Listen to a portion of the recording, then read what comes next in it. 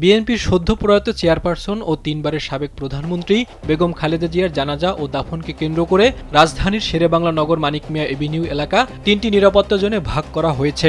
এগুলো হলো red, white ও green zone. এই 3টি জোনকে কঠোর নিরাপত্তার চাদরে ঢেকে ফেলা হয়েছে।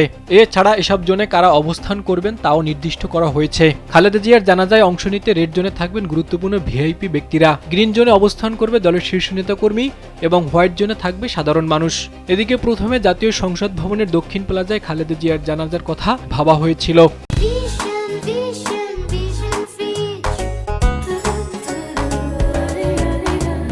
তবে বিশাল জনসমাগমের কথা বিবেচনা করে মানিক মিয়া এভিনিউর পশ্চিম প্রান্তে কফিন রাখার সিদ্ধান্ত হয়েছে। সংসদ ভবনের ভেতরের মাঠ, বাইরের অংশ এবং পুরো মানিক মিয়া এভিনিউ জুড়ে জানাজা অনুষ্ঠিত হবে।